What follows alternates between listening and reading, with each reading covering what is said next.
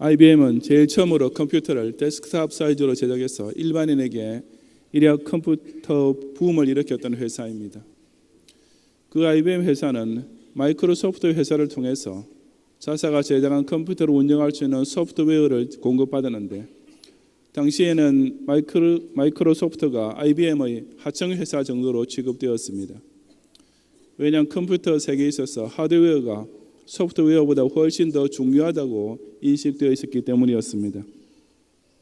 하지만 얼마 지나지 못해서 상황이 완전히 반전되면서 지금은 마이크로소프트가 단연 압도적 우위를 차지하게 되었고, 잘 아시다시피 그 회사의 사장이었던 빌 게이츠는 미국 최고의 갑부로 이름을 떨치고 있는 것입니다. 교회에 있어서 하드웨어에 해당되는 것은 바로 조직인데, 이것은 지난 주일에 살펴본 대로 수평적으로는 성도 간의 형제에, 수직적으로는 목사를 중심으로 시행되는 성경 말씀의 관할과 치리라는 두 가지 요소가 결합됨으로써 탄탄하게 짜일 수 있습니다.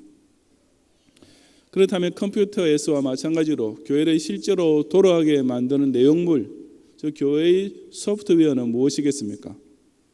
교회의 창설자이신 예수님께서는 그것에 대해서도 에베소 교회를 위시한 모든 지상교회 성도에게 친히 가르쳐주고 계십니다.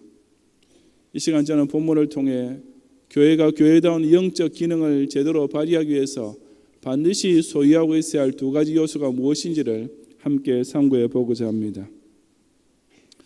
첫째로 교회는 성경 중심의 바른 진리를 지킴으로써 이단을 대항하여 이길 수 있어야 합니다. 1절부터 3절까지 말씀을 함께 봉독하겠습니다. 에베소 교회의 사제에게 편지하기를, 오른손에 7 별을 붙잡고 7 금촛대 사이에 다니신 이가 가라사대, 내가 내 행위와 수고와 내 인내를 알고 또 악한 자들을 용납지 아니한 것과 자칭 사도라 하되 아닌 자들을 시험하여 그 거짓된 것을 내가 드러낸 것과 또 내가 참고 내 이름을 위하여 견디고 게으르지 아니한 것을 아노라. 아멘. 사도 요한을 통해 요한계시록을 받아보게 됐던 소아시아 7 교회들 중에서 제일 처음으로 등장하는 이 에베소 교회는 당시 초대 교회들 중에서도 아주 유명하고도 전통 깊은 교회였습니다. 사도 바울이 세 차례의 전도 여행을 통해 많은 교회들을 세웠지만 대부분의 경우 한 곳에서 오랫동안 목회하지는 못했습니다. 우선 그의 사역 자체가 한 교회의 단임 목회가 아니라 여러 곳을 찾아다니며 만나는 사람마다 전도를 해서 교회를 세우는 선교에 집중되어 있었고, 또한 그렇게 개척교회를 하나 세우고 나면 즉시 유대인들의 방해 공작과 핍박을 당해서 그 지역으로부터 쫓겨나기 일쑤였기 때문이었습니다. 그런 가운데 예외가 되었던 대표적 교회가 바로 에베소 교회였습니다.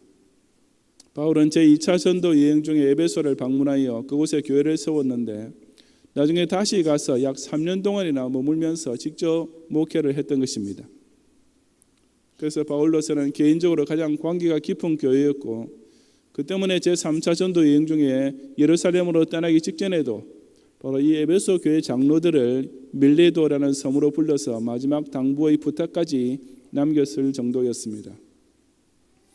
그 뒤에는 바울의 수제자인 디모데가 이 에베소 교회 목회를 이어받았고, 요한계시록의 저자인 사도 요한 역시 이 교회에서 사역을 하다가 밤모섬에 유배를 당했으며 나중에 풀려난 후에도 다시 이 교회로 돌아온 것으로 전해지고 있습니다. 그러니 에베소 교회는 실로 사도들 중에서도 아주 유명한 사도들을 담임 교역자로 모셨던 정말 특별한 교회였던 것입니다.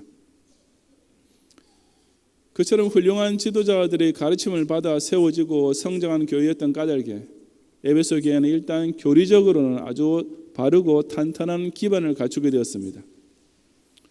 그것은 바로 오늘 본문에서 사도 요한을 통해 예수님께서 이 에베소 교회에 보내신 편지에서도 나타나고 있는 사실입니다. 우선 2절에 보면 예수님께서는 에베소 교회가 악한 자들을 용납지 아니한 것과 자칭 사도라 하되 아닌 자들을 시험하여 그 거짓된 것을 내가 드러낸 것을 두고 칭찬하셨습니다.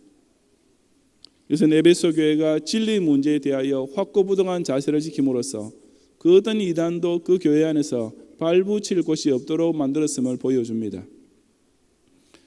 악한 자들을 용납지 아니하였다는 말은 교회 안에서 잘못된 교리를 다른 교인에게 전파하거나 신앙 행위에 있어서 범죄가 드러난 교원들을 결코 그냥 버려두지 않고 엄중하게 권증을 실시했다는 뜻입니다.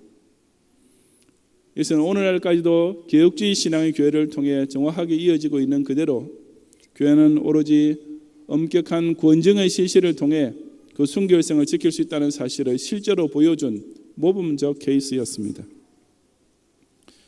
그뿐 아니라 에베소 교회는 자칭 사도를 하는 자, 즉 자기네 교회를 방문하여 스스로 사도라고 주장하는 자들 중에 아닌 자, 즉 가짜들을 가려내기까지 했습니다. 그런 자칭 사도가 오면 그들을 시험, 즉 테스트를 해보고 그 거짓된 것을 당장 드러낼 수 있을 정도로, 다시 말하자면 스스로 목사라고 주장하는 사람이 자기 교회에 찾아오면 그 사람이 과연 진짜 목사인지 아니면 사꾼이나 이단인지를 정확하게 분별해낼 수 있을 정도로 에베소 교회의 영적 수준이 아주 높았던 것입니다. 또 나중에 6절에도 오직 내게 이것이 있으니 내가 니굴라당의 행위를 미워하는도다. 나도 이것을 미워하노라고 예수님께서 에베소 교회를 칭찬하셨습니다. 니굴라당이 어떤 교리를 가르치고 어떤 행동을 했는지 정확히는 알 수 없습니다. 아마도 당시 초대교회 내 급속도로 잠식하고 있던 영지주의 사상을 따라서 예수님을 지적으로 인식하고 믿기만 하면 그 계명을 행동으로 꼭 준수해야 할 필요는 없다고 가르치던 무리였던 것으로 추측됩니다. 이단은 현대에 와서 교회들이 많이 세워지고 교단이 많이 나누어지면서 비로소 생긴 것이 아닙니다. 예수님 승천 직후에 사도들에 의하여 교회가 세워지자마자 그것도 신약 성경에 그 이름을 남긴 유명한 초대교회들 안에서부터 이미 나타나고 있었습니다. 니굴라당 역시 그처럼 진리를 떠난 어떤 이단인 것만은 틀림없는 사실인데 그 니굴라당도 에베소 교회 안에서만큼은 배겨낼 재간이 없었던 것입니다. 이처럼 에베소 교회가 밖으로부터 침투해 들어오는 이단을 아예 초기 단계에 정확하게 가려내어 일찍부터 그 뿌리를 잘라내어버린 것은 정말 훌륭한 일이었습니다. 실로 에베소 교회는 이단을 색출하고 진리를 파수하는 문제에 있어서는 가히 타의 추종을 불허할 만큼 당시 초대 교회들 중에서도 가장 훌륭하고 모범적인 교회였습니다. 왜냐하면 에베소 교회는 아까 말씀드렸듯이 사도 바울로부터 3년 동안 체계적인 신앙 교육을 잘 받음으로써 바른 교리에 대한 기초가 아주 굳건하게 잡혀 있었기 때문이었습니다. 바로 그 탄탄한 영역이 그 교회를 악한 자들과 자칭 사도라 하되 아닌 자들이 아예 발도 붙이지 못하도록 만들고 있었던 것이었습니다. 오늘날 우리는 사도의 가르침을 직접 배울 수는 없지만 그 대신 선지자와 사도들이 기록한 성경을 가지고 있습니다. 그렇다면 모든 현대교회들은 이 신구약 66권만 잘 배우고 지키면 수십 명의 선지자들과 사도들을 통해 신앙교육을 직접 받고 있는 것이나 마찬가지이니 이 점에 있어서는 에베소 교회보다 월등히 유리한 위치에 있는 셈입니다. 바로 그런 까닭에 개혁주의 교회는 오직 성경을 외치는 것이며 그처럼 철두철미하게 성경 중심으로만 세워진 교회는 그 어떤 이단의 미혹이나 도전도 넉넉히 이길 수 있는 것입니다. 컴퓨터는 현대사회의 총화와 같은 존재이지만 그처럼 똑똑하고 능률적인 컴퓨터를 한순간에 완전히 망칠 수 있는 것이 바로 컴퓨터 바이러스입니다. 사실 생물체가 아님에도 불구하고 바이러스라고 부르는 이유는 그 악성 코드가 컴퓨터 내에서 진짜 살아있는 생명체처럼 작동하기 때문입니다. 즉 진짜 단세포 생물 바이러스가 그렇게 하듯이 컴퓨터 바이러스도 다른 건강한 프로그램을 오염시키기도 하며 컴퓨터 사이에 전염되어 갈 수도 있습니다. 심지어는 한 컴퓨터에 잠입한 후에도 즉시 활동하지 않고 일정한 잠복 기간이 지난 후에 비로소 작동이 시작되는 것도 있으니 영락 없이 진짜 바이러스와 같은 것입니다. 이단은 그야말로 교회 전체를 망칠 수 있는 최악의 바이러스입니다. 처음에는 은밀히 침투해서 교인들을 한 명씩 두 명씩 포섭해가면서 세력 기반을 서서히 확장해 나갑니다. 그런 무서운 이단을 초기에 막아내지 못하면 정말 신실한 장로, 권사는 물론이고 심지어 목사까지도 간단하게 미혹당하게 되며 수십 년 동안 성장해오던 교회도 한순간에 무너지게 되는 것입니다. 하지만 오직 성경 중심으로 탄탄하게 기반이 잡혀있는 교회는 그 어떤 이단의 공격에도 끄떡없습니다. 왜냐하면 신앙과 행위의 유일무이한 규범인 신구약 성경이야말로 이단에 대한 최상의 방지 프로그램이기 때문입니다. 마치 알약 같은 백신 프로그램이 컴퓨터에 새로 입력되는 모든 정보들을 샅샅이 탐지해서 바이러스가 발견되는 즉시 처리해버리듯이 성경에 입각한 바른 교리로 완전 보장된 교회는 이단의 교인들 중 한 사람에게만 접촉해서 미워하려 해도 당장 알아채고 문자 그대로 초전 박살을 내는 것입니다. 예수님께서 7 교회들 중에서도 제일 첫 교회인 에베소 교회에 편지를 보내시면서 또 제일 처음으로 일깨우친 대로 오직 성경 중심의 바른 진리를 굳건히 사수함으로써 악한 자를 결코 용납하지 않고 자칭 사도를 하는 사건까지 능히 가려내는 가운데 이런 이단과의 싸움에서 끝까지 인내하며 수고하고 견뎌내는 성도들이 되시기를 바랍니다. 둘째로 교회는 처음 믿었을 때 예수님 사랑을 간직함으로써 구원의 완성에 이를 수 있어야 합니다. 4절 이하 6절까지 함께 봉독하겠습니다. 그러나 너를 책망할 것이 있나니 너희 처음 사랑을 버렸느니라. 그러므로 어디서 떨어진 것을 생각하고 회개하여 처음 행위를 가지라. 만일 그리하지 아니하고 회개치 아니하면 내가 네게 임하여 내 촛대를 그 자리에서 옮기리라. 오직 네게 이것이 있으니 내가 니골라 당의 행위를 미워하는도다. 나도 이것을 미워하노라 고했습니다. 예수님께서는 에베소 교회를 향해 그처럼 많은 칭찬들을 주시면서도 딱 한 가지 치명적인 단점을 지적하셨습니다. 그러시고 4절에서 그러나 너를 책망할 것이 있나니 너희 처음 사랑을 버렸느니라고 엄히 꾸짖는 말씀입니다. 여기서 예수님께서 말씀하시는 처음 사랑이란 결코 성도 간의 사랑만을 가리키는 것이 아닙니다. 이 처음 사랑이란 에베소 교회 교인들이 제일 처음 신앙생활을 시작할 때 가졌던 예수님을 향한 뜨거운 사랑을 1차적으로 가리키는 것이며 바로 그런 사랑이 분명히 있을 때 절로 나타나고 실천하게 되는 성도 간의 형제 사랑을 또한 2차적으로 가리킵니다. 그렇다면 에베소 교회는 그처럼 훌륭한 교회였으면서도 왜 그런 중요한 요소가 결핍된 교회가 되고 말았습니까? 아이러니하게도 그 이유는 바로 에베소 교회가 칭찬받게 되었던 원인 속에서 발견할 수 있습니다. 앞서 보았듯이 에베소 교회는 교리의 기초가 아주 튼튼하고 진리를 똑바로 지키는 데 있어서 그에 완벽하다시피 모범적인 교회였습니다. 하지만 그처럼 이론적인 교리만 강조하다 보니까 그 진리를 마음으로 실천하는 사랑에서는 그만 약해져 버렸던 것입니다. 예수를 믿으면 구원받는다라는 사실은 그냥 교리적으로만, 즉 머릿속에서 이성적으로만 깨닫고 고백하는 데서 끝나서는 안 됩니다. 그 예수 구원을 확실히 믿는다면 그것은 필연적으로 그런 고마운 구원을 그저 베풀으시는 예수님에 대한 뜨거운 감사가 당연히 따라오게 되고 그것은 꼭 그 예수님을 지극히 사랑하는 마음으로 이어질 수밖에 없습니다. 즉 구원신앙을 교리적으로 확신하는 이성은 그런 구원을 주시는 구주 예수님을 뜨겁게 사랑하는 감정과 필연적으로 직결되는 것이며 이 두 가지는 늘 동시에 붙어 다녀야만 하는 것입니다.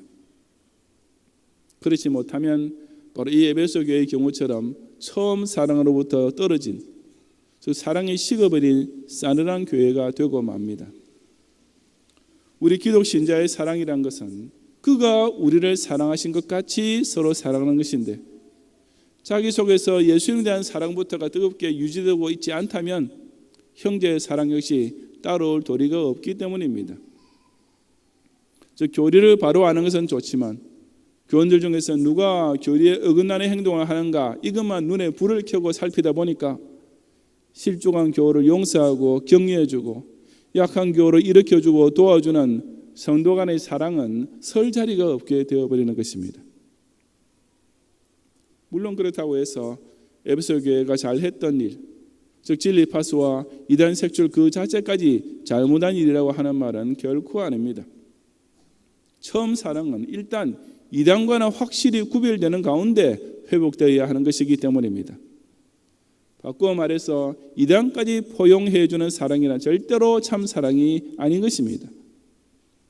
그저 예수를 믿는다고만 하면 교리 문제 가지고 따지거나 다투지 말고 그냥 똑같은 기독교인으로서 서로 화목하자라고 하는 것은 결코 처음 사랑도 아니며 예수 형제자매 사이의 진실한 사랑도 아닙니다.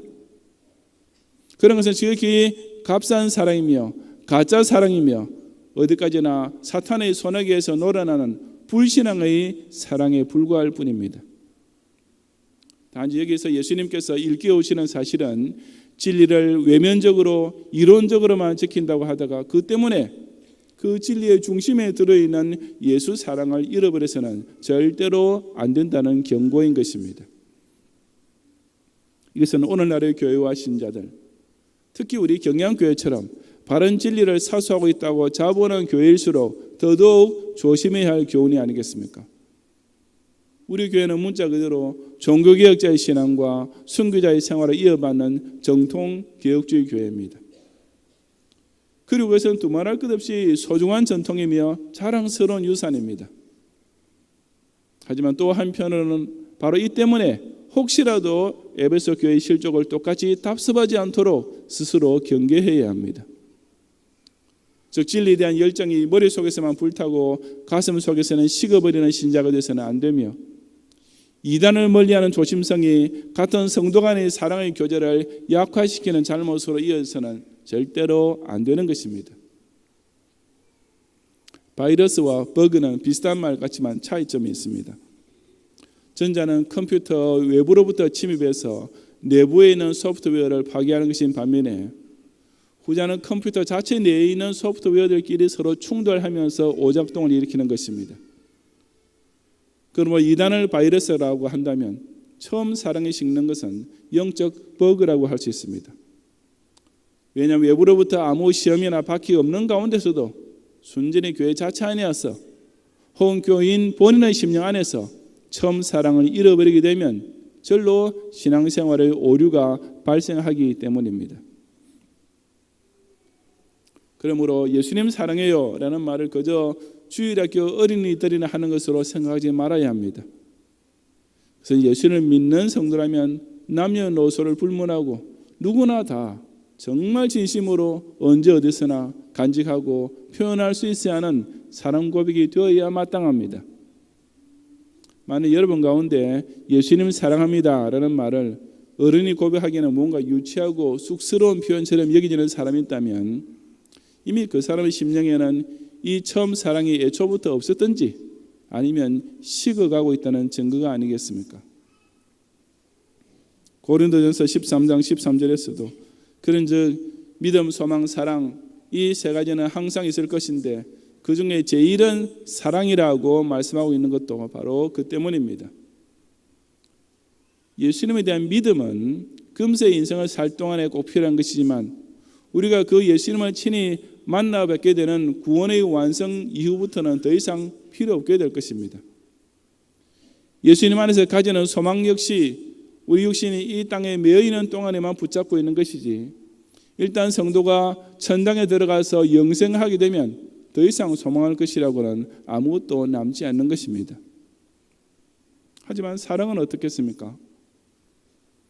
우리가 예수님을 나의 구주로 영접하고 믿게 되었을 때 가졌던 그 처음 사랑은 예수님께서 재림하셔서 우리를 하늘나라로 영접하시고 거기서 영원히 함께 살게 된 후에도 조금도 달라지지 않을 것입니다.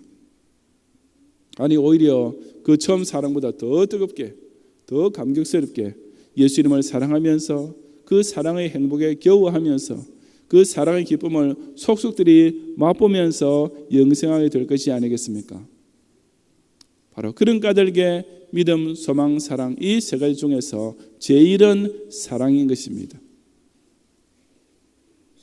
사람 사이에서의 첫사랑이란 정말 순수하면서도 애틋하긴 하지만 대부분의 경우 풋사랑으로 끝나고 맙니다. 하지만 우리 기독 신자가 예수님에 대해 가지는 처음 사랑은 나중에 예수님과 얼굴을 서로 맞대고 만나게 될 그날까지 한순간도 변치 않는 참 사랑이 되어야만 합니다. 남녀 사이 연애는 너무 둘만 생각하다 보면 자칫 가족이나 친구들과 소원해지는 경우도 종종 벌어집니다. 하지만 여러분이 이 경양교회를 통해 항상 고백하는 예수 사랑은 내 곁의 형제자매를 내 몸같이 아끼는 형제의 사랑이라는 신행일치로서 반드시 증명되어야만 합니다. 요즘 젊은이들 사이에 금사빠, 금세 사랑에 빠지는 사람이라는 소거가 돌고 있는데, 그런 금사빠는 또 그의 필연적으로 금세 사랑이 식는 사람이 되기 십상입니다. 하지만 예수님의 십자가 대속의 은혜에 감사하면서 그분을 구세주로 믿게 된 진짜 성도는 당연히 영사빠, 영원토록 예수님 사랑에 빠진 사람이 될 수밖에 없는 것입니다. 이처럼 참된 신앙은 머리로만 믿고 고백하는 것으로 끝나는 것이 아니라 가슴으로 뜨겁게 감격되고 늘 기쁨과 감사가 넘치는 가운데 그 열기가 갈수록 더해가는 영원한 사랑으로 이어지게 되어 있습니다. 예수님을 진정 나의 구주요 하나님의 아들로서 영접하게 된 그 순간 가졌던 처음 사랑을 끝까지 간직하고 발휘함으로써 오직 그런 참된 예수 사랑을 가진 자만 얻게 될 영생 구원의 자리에 꼭 함께 이르는 성도들이 되시기를 바랍니다. 성도 여러분, 본문 7절에 귀 있는 자는 성경이 교회들에게 하시는 말씀을 들을지어다. 이기는 그에게는 내가 하나님의 나원에 있는 생명나무의 과실을 주어 먹게 하리라고 기록했습니다. 저는 12년 전에 우리나라로 돌아온 후 쭉 갤럭시 휴대폰을 사용하고 있었는데 한 2년 전에 처음으로 아이폰으로 교체를 했습니다.